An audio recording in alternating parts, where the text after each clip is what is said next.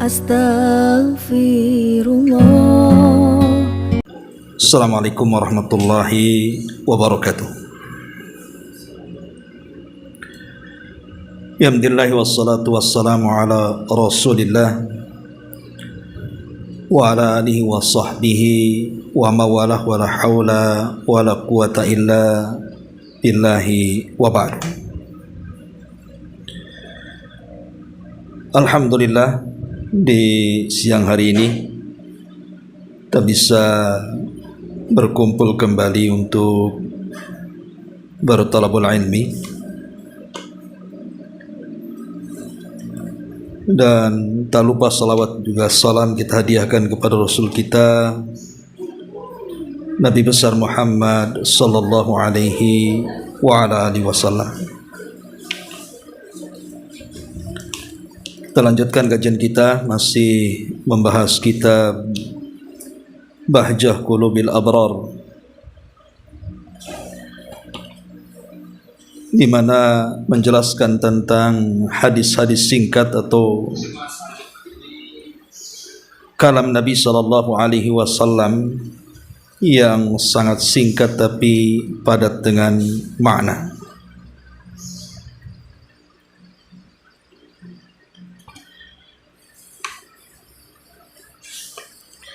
Dan insyaallah kita masuk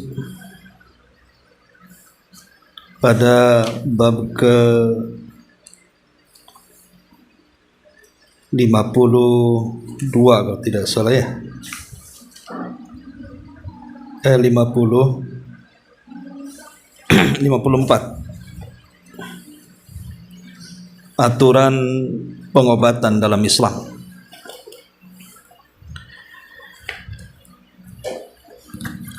Kita baca hadisnya.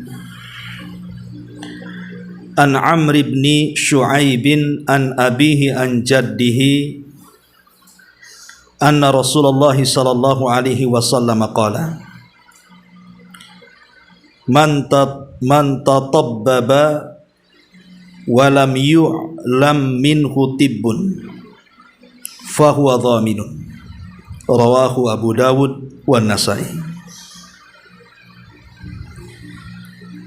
Dari Amr ibn Shu'aib, dari ayahnya, dari kakeknya, bahwa Nabi SAW bersabda, barang siapa yang melakukan praktek pengobatan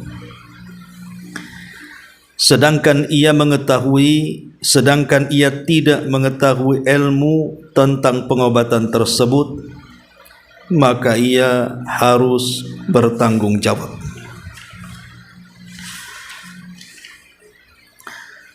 Ma'asyiral muslimat yang dimuliakan Allah Subhanahu wa taala. Kita tahu bahwa dunia pengobatan ini adalah sesuatu yang sangat dihajatkan manusia. Karena bagaimanapun hampir setiap hari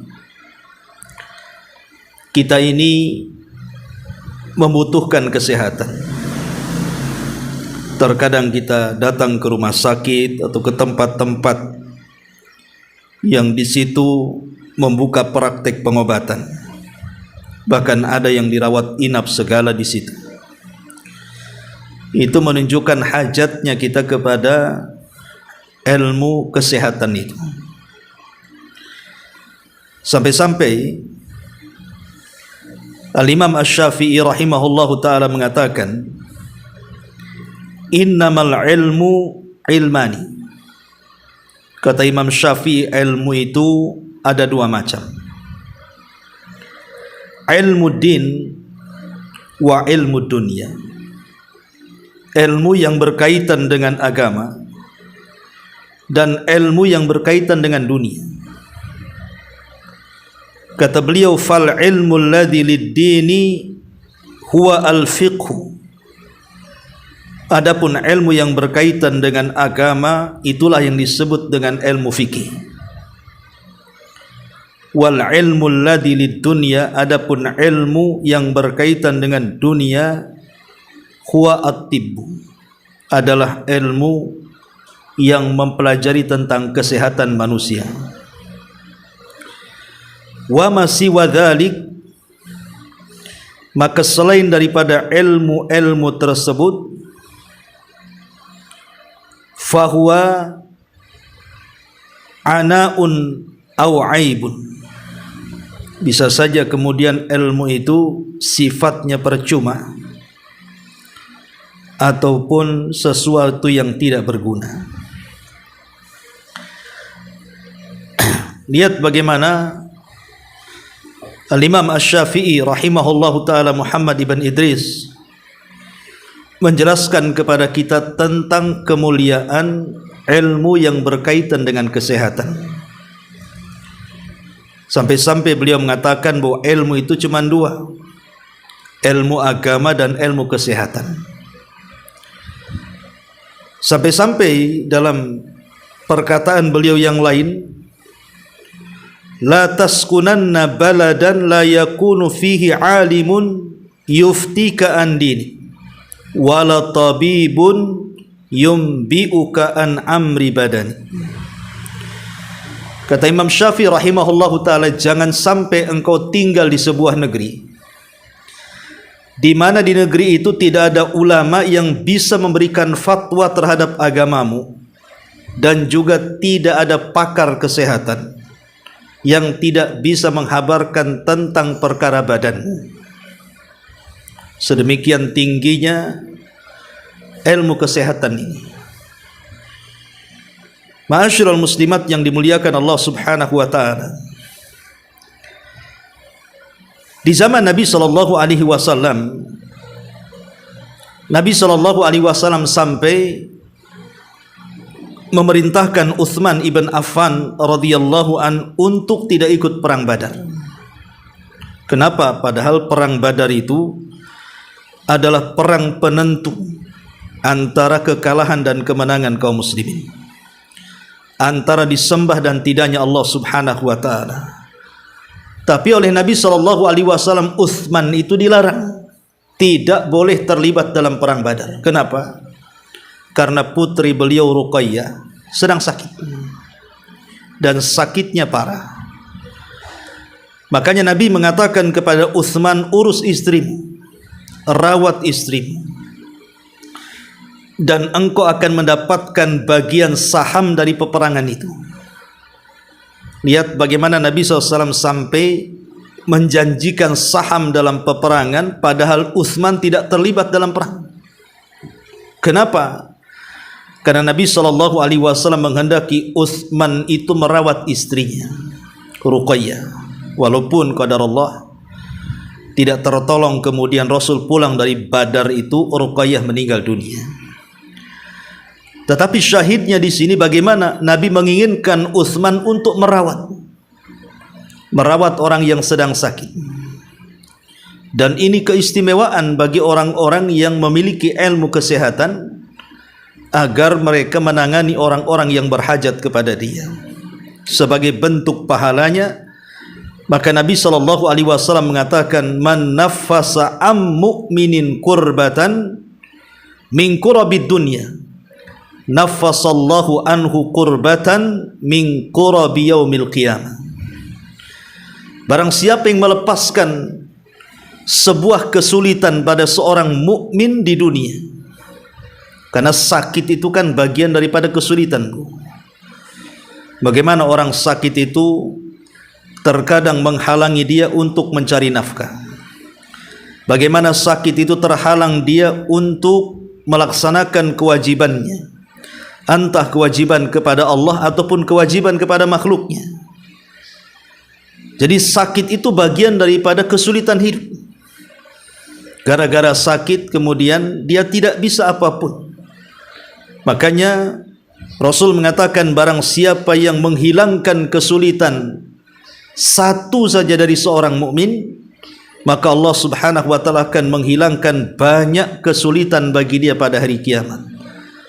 Bayangkan kalau seorang dokter, seorang tabib, seseorang pakar kesehatan, dia menyembuhkan penyakit orang lain, satu penyakit yang ia sembuhkan, dia akan mendapatkan banyak kemudahan kelak pada hari kiamat dari kesulitan-kesulitan yaumul qiyamah. Inilah pentingnya seseorang itu mempelajari ilmu kesehatan. Makanya minimalnya adalah di antara keluarga kita itu yang paham tentang kesehatan, entah ilmu kedokteran atau ilmu-ilmu kesehatan yang lainnya, karena itu sangat berhajat atau sangat membutuhkan untuk kesehatan keluarga. Apalagi alhamdulillah di zaman sekarang tidak seperti di zaman dulu kan. Saya masih ingat dulu, saya masih kecil aja, masih SD itu rumah sakit tidak secanggih sekarang. Dan kalau masuk ke rumah sakit yang memang menurut di zaman itu udah canggih, itu udah mikir dulu tuh biayanya. Akhirnya paling tinggi datang ke mantri kan, Bu. Suntik udahlah kan begitu. Makanya kita tahu bahwa posisi seorang tabib, apakah itu dokter atau yang lainnya, itu sangat dirindukan manusia. Karena apabila manusia itu sedang sakit, yang terpikir itu pasti mereka. Kalau ada orang sakit, pasti pikirannya itu ke dokter ini, ke dokter itu, ke sinse sini, sinse itu, dan begitu seterusnya kan. Makanya Nabi SAW ketika ditanya seutama-utama amal, bahkan amalan yang paling dicintai oleh Allah Subhanahu wa taala, kata Nabi SAW, sururun tudkhiluhu ala qalbil muslim, kebahagiaan yang ditanamkan kepada seorang muslim.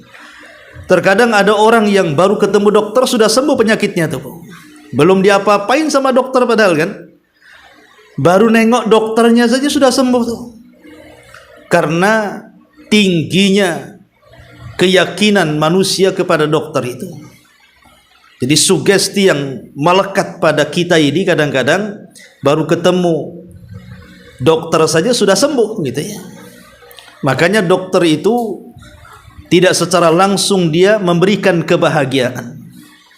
Di pakar-pakar kesehatan itu tidak secara langsung berikan kebahagiaan kepada manusia.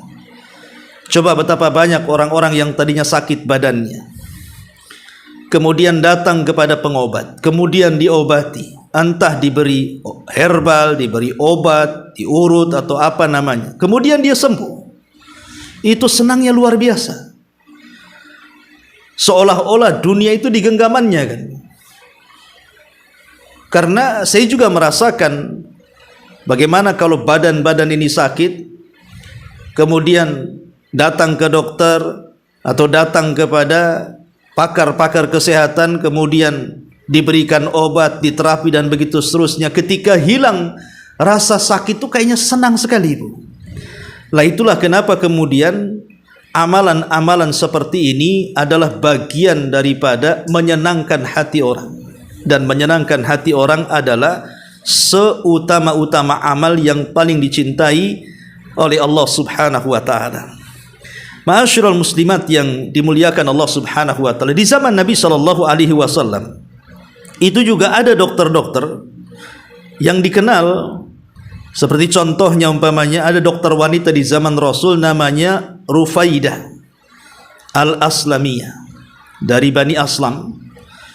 Itu sangat dipercaya oleh Nabi SAW sampai dia membuka klinik, mungkin bahasa kitanya tenda, di mana banyak para sahabiah-sahabiah yang sakit itu datang kepada beliau berobat. Dan Nabi SAW sangat mencintai Rufaidah ini karena keahliannya di bidang kesehatan. Ma'asyiral muslimat yang dimuliakan Allah Subhanahu wa taala. Kemudian juga dijelaskan Sa'ad bin Mu'ad. Sa'ad bin Mu'ad ini pemimpin daripada Ansar, itu terkena panah.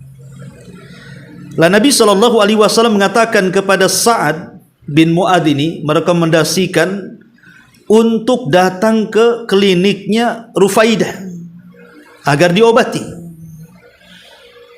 Akhirnya kemudian Sa'ad pun datang, kemudian diobati, dan Allah Subhanahu wa taala takdirkan akhirnya beliau juga sembuh.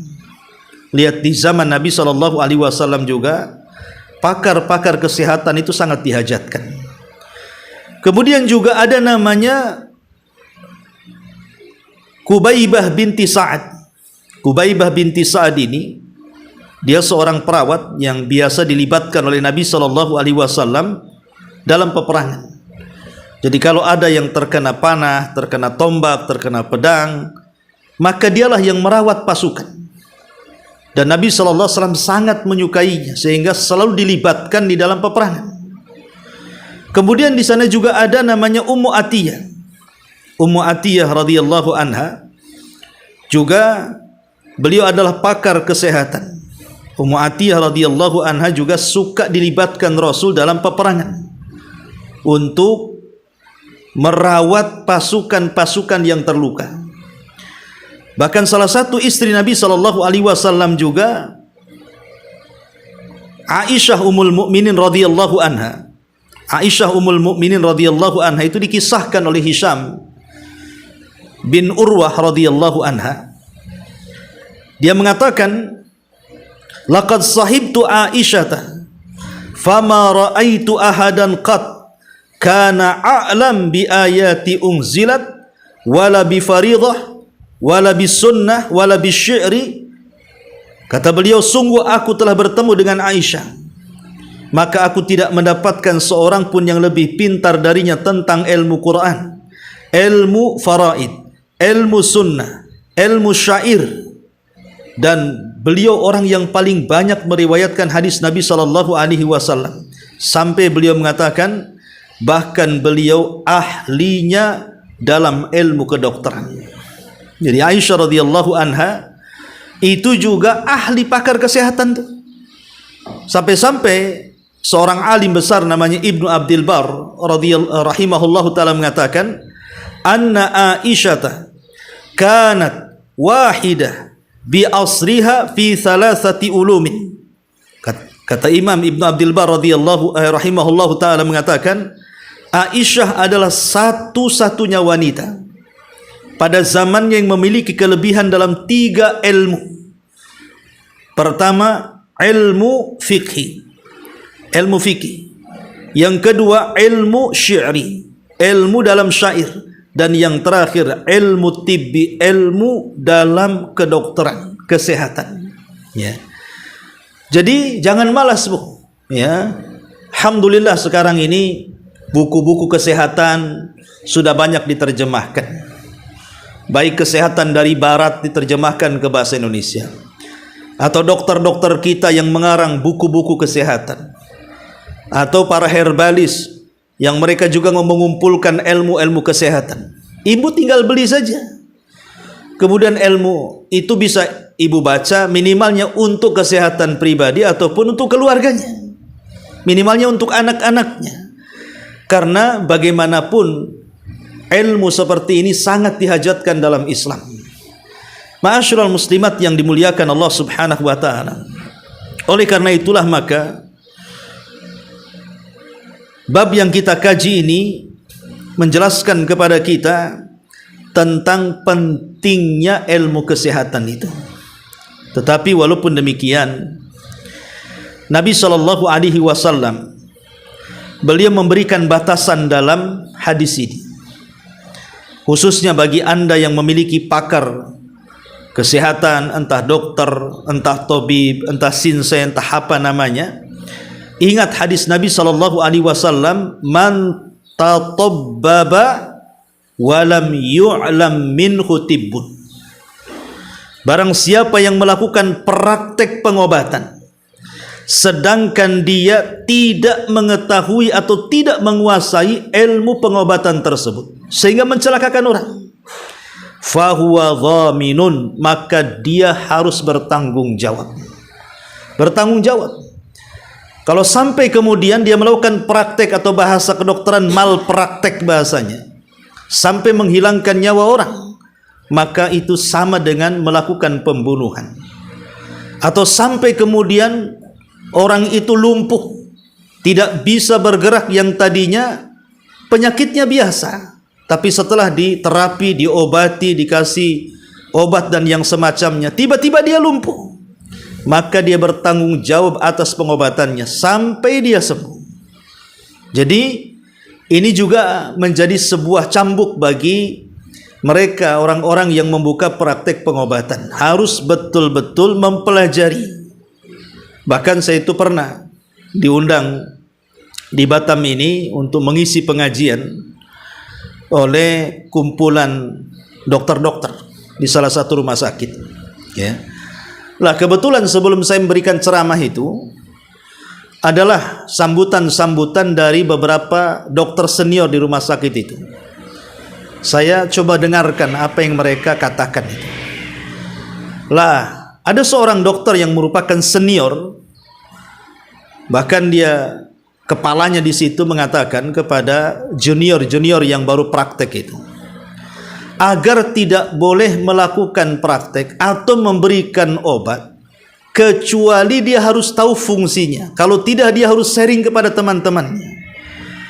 Karena dengan terusnya melakukan praktek, akhirnya dia akan tahu obat yang layak, obat yang pantas, dan begitu seterusnya.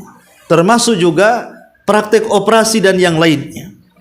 Dan ini sungguh luar biasa. Ya, memang harusnya seperti itu gitu kan.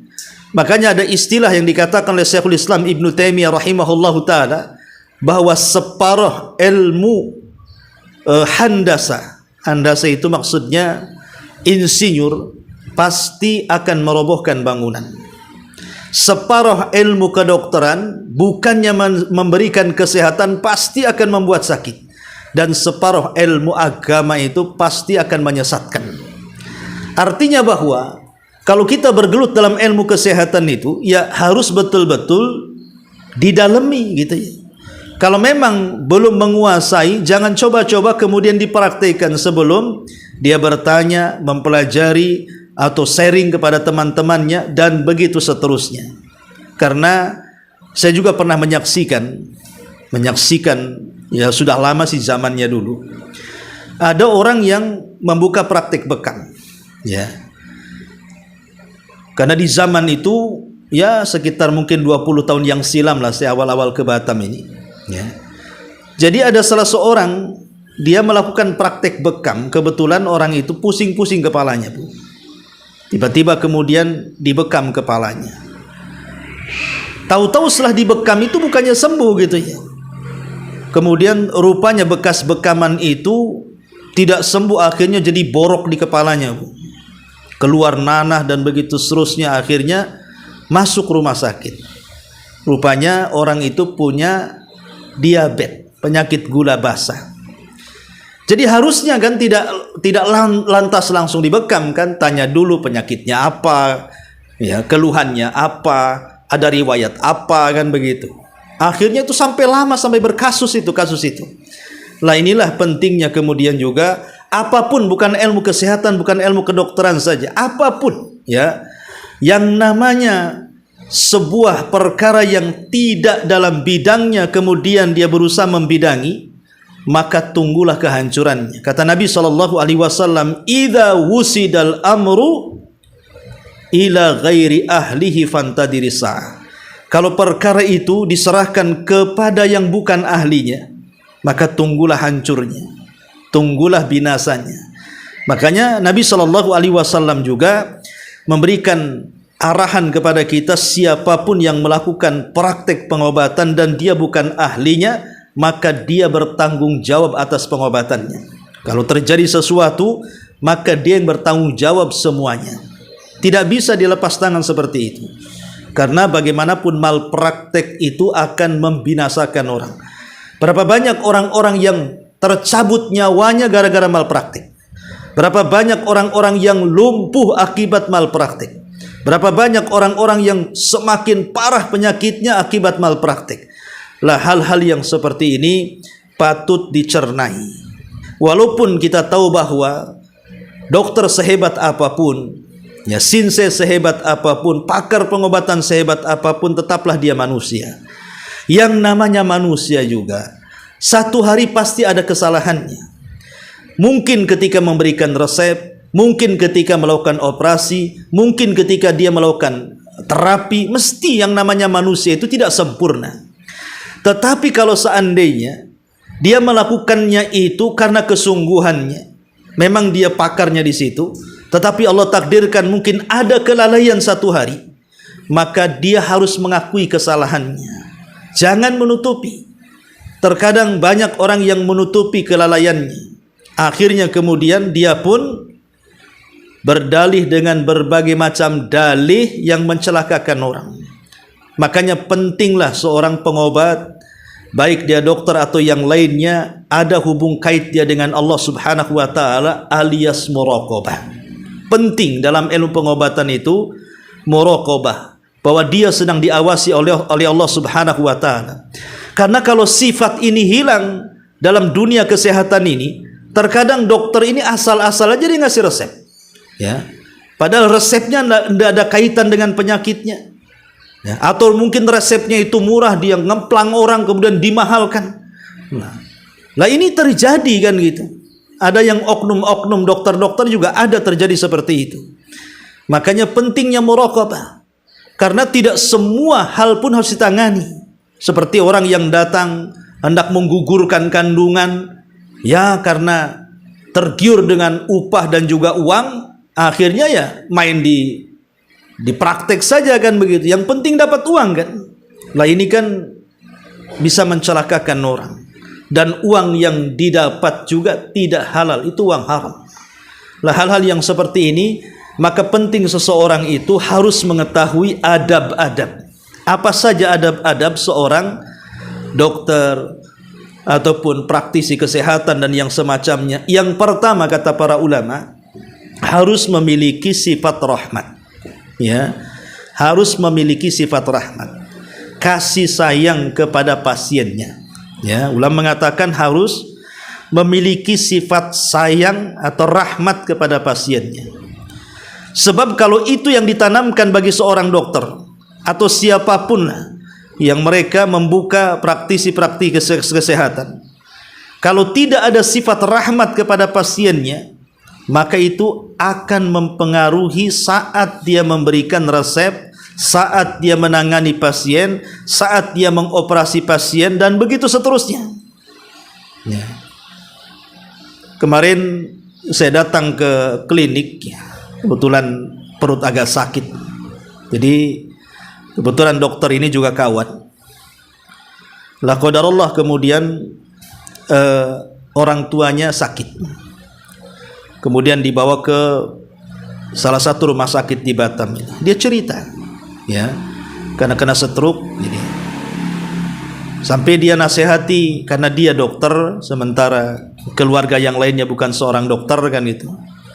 Sampai dia mengatakan, saya nasihati Ustadz katanya, saudara-saudara saya itu, kalau menyuapi ibu saya itu harus betul-betul hati-hati, penuh dengan kasih sayang, bukan main masukkan nasi, masukkan makanan, enggak begitu.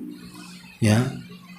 Karena orang sakit ini terkadang salah masuk saja, itu kadang-kadang bisa merusak organ dalamnya. Jadi saya melihat dokter ini memang subhanallah kan begitu. Sampai ke tingkat seperti itu, kasih sayang itu harus ada kan itu ya. Jadi hati-hati betul dia. Ya, sampai dia bilang sama keluarganya, jangan asal-asal, walaupun sama yang dimasukkan air umpamanya, atau sama yang dimasukkan bubur, ya.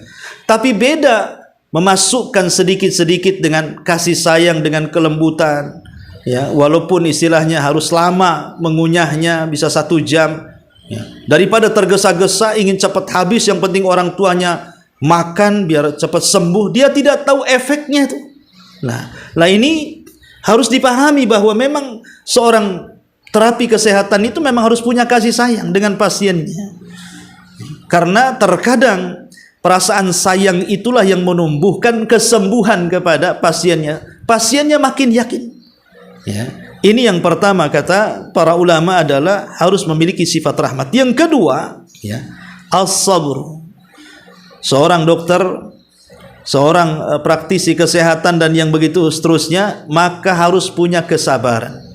Harus sabar dia, ya, menangani pasien, karena yang namanya pasien yang datang kepada mereka itu kan kadang-kadang ada yang lembut orangnya, ada yang kasar orangnya, Ada yang sudah tua ngamukan orangnya, kan itu ya. Ada juga yang mungkin orangnya agak sedikit gila. Nah, ya memang harus seperti itu kan gitu. Sampai ada seorang syekh itu bercerita, ya. Jadi ada pasien datang ke salah satu kliniknya, ini kejadiannya di Jeddah, ya.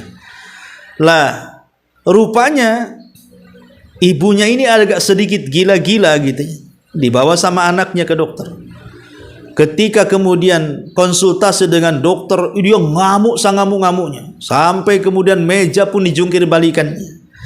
Tapi sang dokter hanya senyum dan membiarkan.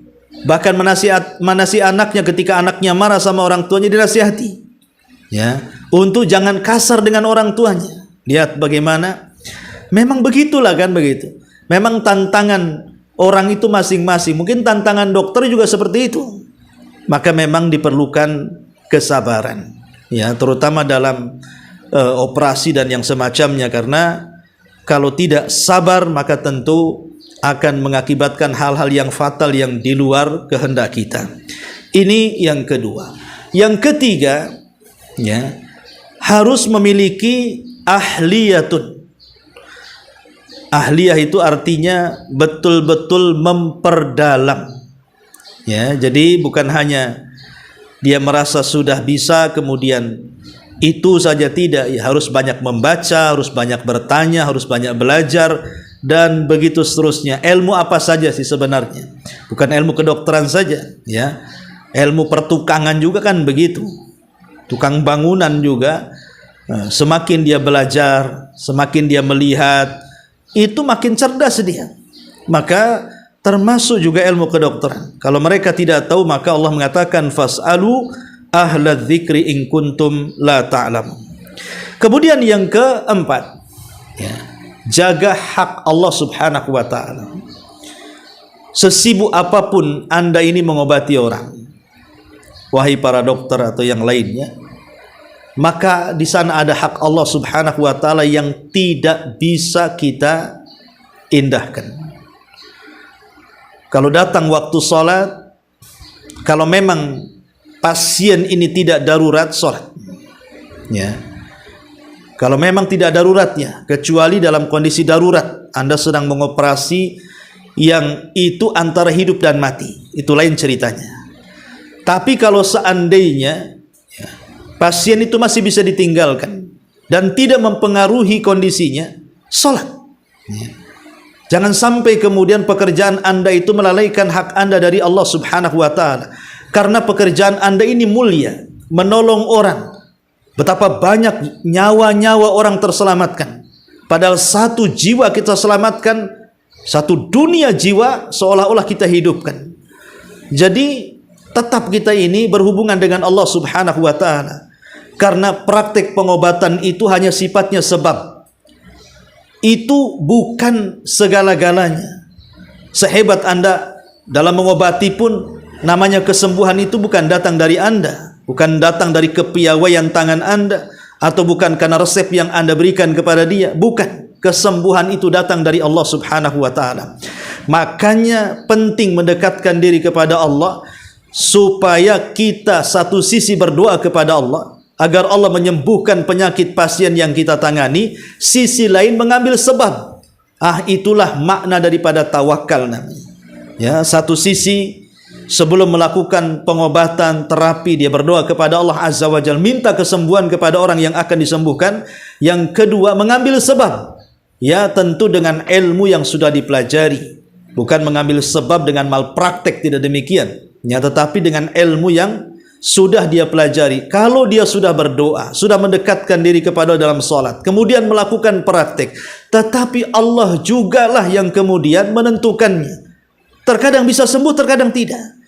Kalau memang sembuh, alhamdulillah, Allah kabulkan permintaan kita dan kita telah mengamalkan amalan besar dalam hidup kita, menolong orang, menolong jiwa orang, menolong kesehatan orang, dan itu berpahala yang tidak akan terhingga. Bayangkan kalau seandainya orang ini sakit, kemudian kita sembuhkan, selama dia sembuh, anggaplah 10 tahun, 20 tahun, kemudian dia melaksanakan sholat, melaksanakan ibadah, baca Quran, zikir, dan yang lainnya, maka kita dapat imbasnya itu, dapat imbas pahalanya. Ya. Lah ini kan sebuah amalan besar gitu ya. Maka jangan lupakan Allah Subhanahu wa taala, karena kesembuhan itu datang dari Allah. Tapi kalau seandainya Allah takdirkan tidak sembuh pun, itu sudah kita usaha sesuai dengan kadar kemampuan kita, tapi jangan melewati batas kemampuan Allah Subhanahu wa taala. Kalau tidak bisa, ya tidak bisa, ya. Ma'asyiral muslimin muslimat yang dimuliakan Allah Subhanahu wa taala, penting juga jangan takabur, ya. Ada orang-orang, saya pernah mendengar istilah dokter itu yang mengatakan seperti ini. Ada pasien ini sedang ditangani dokter tersebut. Kemudian pasien ini bertanya, bagaimana dok keluarga saya? Kira-kira sembuh atau tidak? Kira-kira berhasil atau tidak? Apa jawaban dokter? Ya, saya sih hanya berusaha. Saya hanya berusaha saja. Sisanya saya berikan kepada Allah Subhanahu wa taala. Ini kan su'ul adab namanya, Bu. Masa dia berikan sisanya kepada Allah dengan mengatakan, ya saya akan usahakan, tapi sisanya nanti Allah, katanya. Kan kurang ajar, Bu. Allah dikasih sisa. Harusnya kan jawabannya nggak seperti itu. Ya, dia bilang saja kan begitu, saya serahkan kepada Allah. Ya, ibu-ibu sama-sama berdoalah. Saya berdoa, ibu berdoa. Mudah-mudahan Allah sembuhkan penyakit keluarga ibu, dan saya akan berusaha. Kan enak tuh kalau bahasa seperti itu.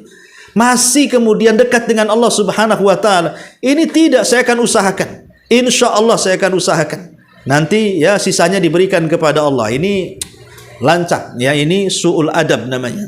Jadi ma'asyiral muslimat yang dimuliakan Allah Subhanahu wa taala, nah ini hal-hal yang berkaitan dengan ilmu kesehatan yang harus kita pahami. Baik, kita baca sedikit di sini syarah daripada Syekh Abdurrahman As-Sa'di rahimahullah taala. Ya. Ma'asyiral muslimat yang dimuliakan Allah Subhanahu wa taala. Kata beliau di sini, hadis ini menunjukkan secara lafaz dan juga artinya bahwa tidak boleh bagi seseorang untuk melakukan sesuatu praktek pekerjaan yang dia tidak mumpuni dalam bidang tersebut, baik dalam praktek pengobatan atau yang semisalnya. Dan barang siapa yang berani melakukan hal itu, maka dia berdosa dan ia bertanggung jawab atas akibat dan perbuatannya, seperti hilangnya nyawa atau salah satu dari anggota tubuhnya cacat. Adapun harta yang dia ambil sebagai upah dari pekerjaan yang bukan keahliannya, maka harta tersebut harus dikembalikan kepada orang yang memberikannya, karena hakikatnya ia tidak melakukan sesuatu kecuali tipu daya dan membuat orang lain berprasangka bahwa ia ahli di bidang tersebut, padahal tidak demikian. Maka hal itu termasuk dalam kategori penipuan. Allah mengatakan, man ghassana falaysa minna. Barang siapa yang menipu kami, maka dia bukan termasuk golongan kami, kata Nabi. Jadi kalau tetap diambil uang itu dari hasil malprakteknya, maka haram hukumnya, ya. Makanya perlu dibutuhkan kejujuran dokter itu. Kalau memang karena dia lalai, keteledoran dia harus ngomong kepada pasiennya, maaf saya kasih salah obat, kasih salah resep gitu ya. Dan dia harus kembalikan uangnya tuh, ya. Dan dia harus bertanggung jawab. Kalau memang dia lalai gitu, karena kelalaiannya akhirnya dia salah ngasih resep, dia salah ngasih obat, akhirnya kemudian penyakitnya makin parah gitu kan. Dia harus jujur, ya. Dokter itu harus jujur. Ya, maaf saya yang salah, kemarin saya kasih obat yang salah, biar saya perbaiki, saya kasih obat yang insya Allah bisa mengobati. Harusnya seperti itu, ya. Itu penting, karena kalau tidak jujur ini masuk pada hadis man ghassana falaysa minna. Kemudian kata beliau, termasuk dalam hal ini adalah tukang bangunan, tukang kayu, pandai besi, tukang jahit, tukang tenun, dan yang semisalnya dari orang-orang yang mempromosikan dirinya bahwa ia memiliki keahlian di bidang tersebut agar orang lain menyangka demikian padahal dia sedang berdusta. Karena begini, Bu, kepercayaan kita kepada dokter itu lebih yakin dibandingkan kepercayaan kita kepada bidang-bidang yang lainnya.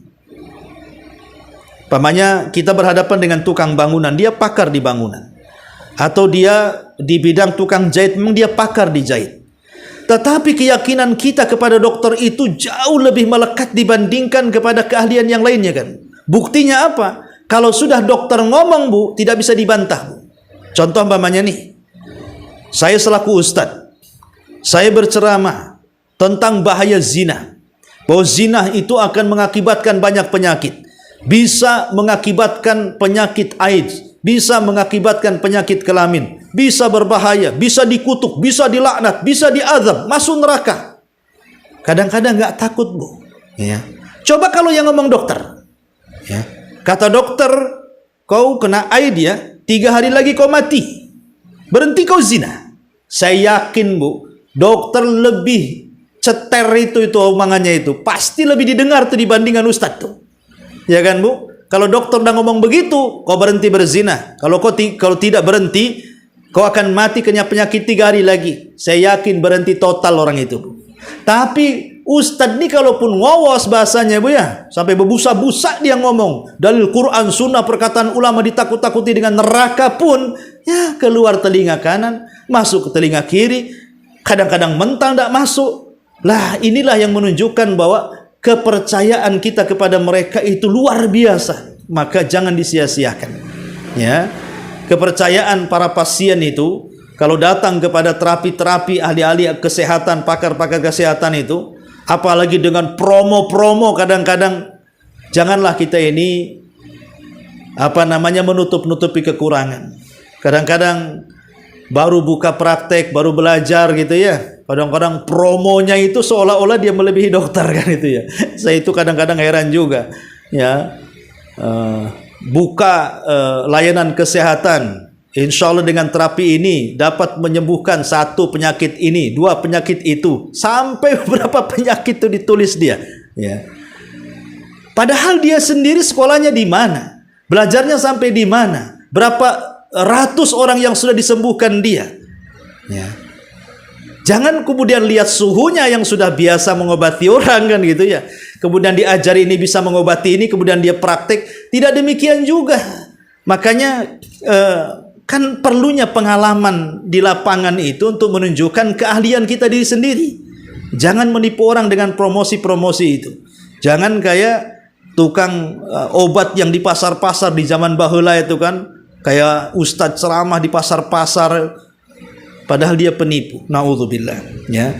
Kemudian kata beliau, dapat dipahami dari hadis ini bahwa dokter yang mahir dan yang semisalnya, jika melakukan praktek pekerjaan namun ia tidak berhasil, bahkan mengakibatkan adanya kerugian, maka dia tidak bertanggung jawab atas kegagalannya. Jadi kalau memang dia sudah ahlinya, tetapi memang Allah takdirkan meleset, mungkin belum ditakdirkan sembuh pasiennya, atau mungkin sampai merenggut nyawanya, maka ini bukan karena kelalaiannya, karena memang dia sudah berusaha. Itu sudah takdirnya, mungkin penyakitnya tidak sembuh, jiwanya terancam, dan begitu seterusnya. Tapi kalau dilakukan karena ketidakadaan ilmu, sok-sokan, malpraktek, kurang ilmu, coba-coba, nah inilah yang dimaksud hadis-hadis yang disebutkan dalam hadis ini. Karena kata beliau, karena dia telah mengantongi izin praktek dari pihak-pihak yang berwenang atau dari seniornya, maka setiap akibat dari praktek pekerjaan dilakukan oleh orang yang dapat izin praktek, maka dia tidak bertanggung jawab atasnya. Sedangkan akibat dari praktek pekerjaan yang dilakukan oleh orang yang tidak mendapatkan izin praktek, maka dia harus bertanggung jawab atasnya. Hadis ini merupakan dalil bahwa pengobatan itu termasuk ilmu yang bermanfaat, yang wajib dituntut dan dipelajari, baik ditinjau dari hukum syariat maupun hukum akal. Inilah diantara hadis yang ke-54 tentang aturan pengobatan dalam Islam. Dan harus juga dipahami bahwa sistem pengobatan yang sudah saya jelaskan, ada obat-obatan itu memang yang secara nas memang dia adalah obat, seperti mamanya habbatus sauda, kemudian madu, kemudian juga minyak zaitun, air zam-zam, dan begitu seterusnya ya. Maka kalau ini secara nas memang dikatakan obat-obatan ya, maka kita boleh menggunakannya walaupun tanpa harus bertanya gitu ya. Dan ini bisa juga kita jadi hadiah, pamannya ibu mau mengunjungi orang sakit gitu ya. Kita tidak tahu sakitnya apa, cuman kata orang tetangga sakit, maka disunahkan bu, ya ibu jangan bawa pisang, jangan bawa apel, anggur, itu yang makan bukan orang sakit, itu yang jaganya itu, ya. Jadi ibu bawa obat-obatan yang umum saja, yang secara umum itu obat-obatan bu, kalau mengunjungi orang sakit itu. Ya kan sekarang udah ada tuh herbal, habatus sauda, madu, minyak zaitun gitu bu ya. Bawa, nah itu aja itu. Ya. Karena itu kan secara nas bisa mengobati. Kalaupun seandainya minum itu tidak sembuh, tetapi kan kita tidak menyalahi Al-Quran dan Sunnah Nabi SAW, mungkin belum takdirnya dia sembuh. Ya, ini yang pertama. Yang kedua, atau obat-obatan yang kita bawa itu tidak berdasarkan nas Quran atau hadis Nabi SAW. Boleh jadi mungkin ada pakar-pakar herbal yang meneliti bahwa akar ini menyembuhkan ini, akar ini menyembuhkan itu, daun ini kalau direbus diminum airnya bisa ngurangi ini, ngurangi itu. Dan itu terbukti, dan kebanyakan manusia memang mengiyahkan. Kebanyakan manusia sudah praktik dan sembuh. Walaupun tidak semua sembuh, tapi umumnya manusia ya menganggap seperti itu. Ya, maka nggak apa-apa. Ya, ini kita gunakan untuk perobatan. Yang jadi masalah itu yang ketiga, Quran Sunnah tidak mengatakan ini obat. Secara medis juga mungkin praktek di lab tidak ada. Orang-orang mengatakan bukan obat. Kemudian dijadikan sebab pengobatan seperti yang dilakukan dukun-dukun, ya bu ya, paranormal, bomo-bomo. Nah, kadang-kadang aneh-aneh pengobatannya, pakai keris, rupanya kerisnya beli di online, kemudian pakai batu ake, nanti penyakitnya dipindah ke ayam, zolim lagi sama ayam. Nah ini nggak usah, kalau jelas-jelas yang seperti ini sistem pengobatannya, ini menjurus kepada kesyirikan bu. Yang jelas-jelas saja bu. Ya, datang ke dokter, datang ke ya terapis-terapis kesehatan yang memang sudah jelas gitu ya. Daripada datang ke dukun yang katanya simsalabim langsung sembuh, kata siapa tuh? Ya nggak ada ceritanya. Mereka itu hanya berdusta dan berdusta saja. Jangan percaya dengan mereka yang sok mampu mengobati dengan cepat, dengan kilat, tanpa harus operasi begini dan begitu. Itu semua adalah hoax. Dan itu masuk pada kategori penipuan. Belum lagi ada unsur kesyirikan yang membahayakan akidah kita di dunia dan akhirat kita. Wallahu a'lam bishawab. Ini yang bisa sampaikan sebelum saya tutup. Silahkan bu, kalau ada yang mau bertanya silahkan. Kita melakukan pengobatan, tapi itu dibayarkan. Bagaimana dapat pahalanya? Iya. Bagaimana hukumnya seorang dokter yang membuat takrif, ya, ataupun seorang terapis dan begitu seterusnya, ya. Boleh tidak seseorang itu meminta upah dari hasil jerih payah pengobatannya? Tidak ada masalah, kan ada hadis Nabi SAW. Ketika Abu Sa'id Al-Khudri radhiyallahu an dengan sekumpulan orang, dia sedang safar, kemudian hendak bertamu kepada sebuah desa karena kebetulan waktu itu habis bekalnya. Akhirnya kemudian ditolak. Ketika ditolak, rupanya pemimpin desanya atau kepala desanya tersengat kalajengking. Maka orang-orang desa pun meminta sahabat-sahabat ini untuk mengobatinya. Tapi karena kadang sudah sakit hati, bahasa kitanya ya, datang minta dijamu tak dijamu, tahu-tahu ketika ada pemimpin kabilahnya kena sengat kalajengking minta diobati, maka sahabat pun akhirnya mengatakan, baik saya akan obati, tapi kalian harus membayar 25 ekor kambing. Akhirnya setelah deal, kemudian dibacakan Al-Fatihah, sembuh. Dan mereka pun mendapatkan upah. Ya kan? Kan artinya boleh. Ya. Tetapi upah itu kan harus sesuai dengan kadar. Kadar dia mengeluarkan modal, berapa modalnya, kan itu. Kemudian juga jangan ngemplang orang. Jangan seperti bengkel-bengkel motor, bengkel-bengkel mobil. Karena saya juga pernah kena juga gitu ya, mobil pesantren. Katanya nanti diperbaiki habis sekian juta, rupanya sudah dibayar, cuman dipoles sedikit. Karena kita tidak paham mesin mobil, rusak lagi seminggu, kemudian ada kawan ahli bengkel dibilang belum diapa-apain sama bengkel, itu kan ngemplang itu namanya. Nah, ini juga jangan sampai ngemplang-ngemplang juga tuh dokter-dokter itu. Ya. Jadi kalau ingin mendapatkan pahala di dunia dapat, di akhirat dapat, ya satu sisi juga nolong orang lain, ya sisi juga kita mendapatkan kebaikan dunia dengan upah tadi. Wallahu a'lam.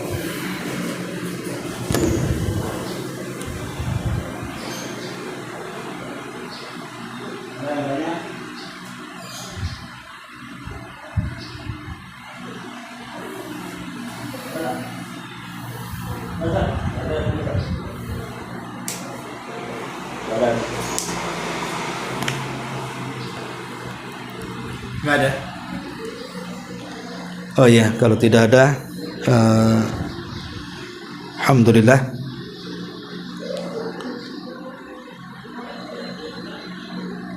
Oh, ini ada pertanyaan soal apa ini?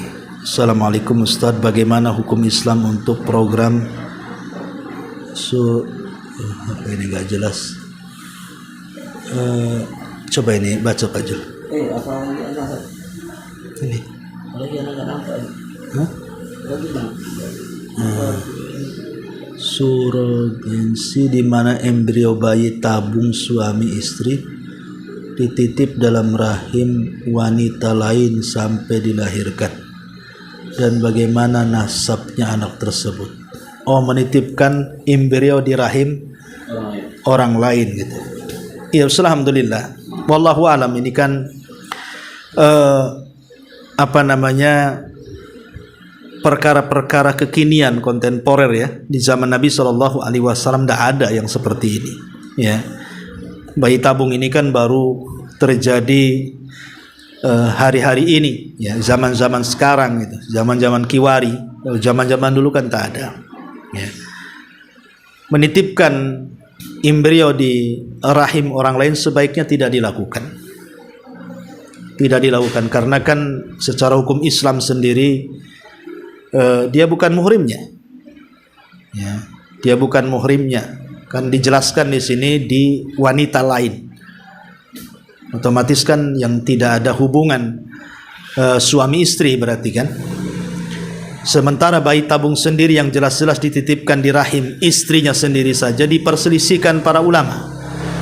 Ya, tentu ulama kontemporer sekarang ya, ada yang membolehkan, ada yang tidak. Apalagi kalau diletakkan di rahim wanita lain, ya jelas tidak bolehnya. Sementara bayi tabung yang jelas-jelas di rahim istrinya sendiri saja diperselisihkan tentang boleh dan tidaknya. Wallahu a'lam.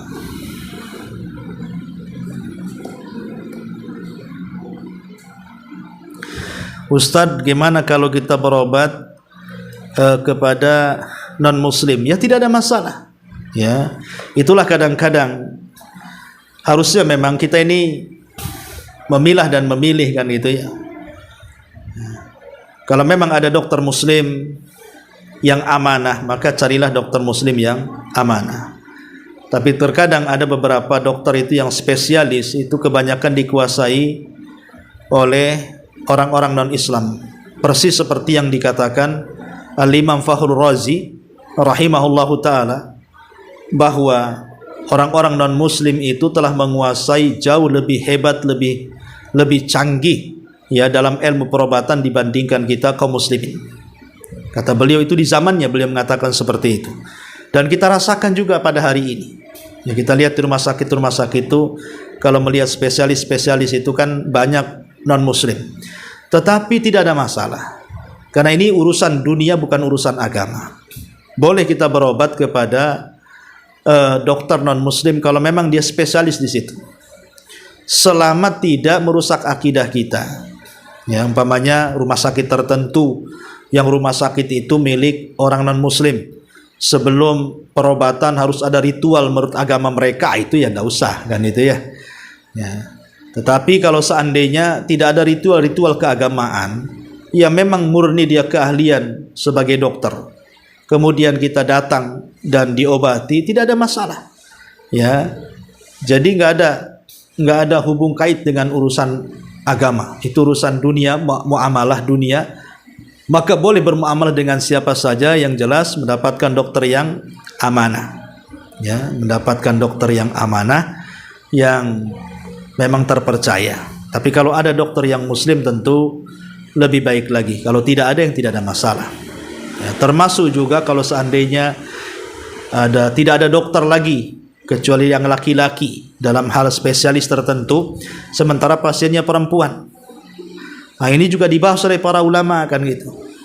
Bagaimana hukumnya? Kalau memang mendesak dan sifatnya darurat, ya tidak ada apa-apa, tidak ada masalah, karena bagaimanapun ad-daruratu tubihul mahdurat, sesuatu yang diharamkan itu menjadi boleh dalam kondisi darurat.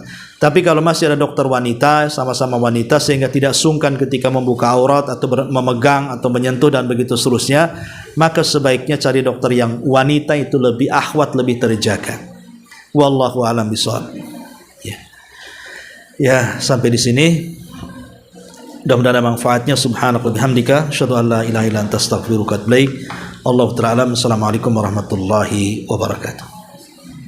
Tanya lagi. Hukum vaksin yang ada kandungan. Yang ditambahan hukum vaksin yang ada kandungan bahan haram, sedangkan tidak ada vaksin lain selain itu. Ya, wallah, ini sudah dibahas oleh para ulama. Ya, kalau memang ada vaksin yang bahannya halal, ya sebaiknya cari bahan halal. Tapi kalau tidak ada kecuali dari bahan yang haram, ya kalau itu memang darurat, maka tidak masalah. Tapi kalau tidak darurat, ya tidak boleh. Ya, wallahu a'lam.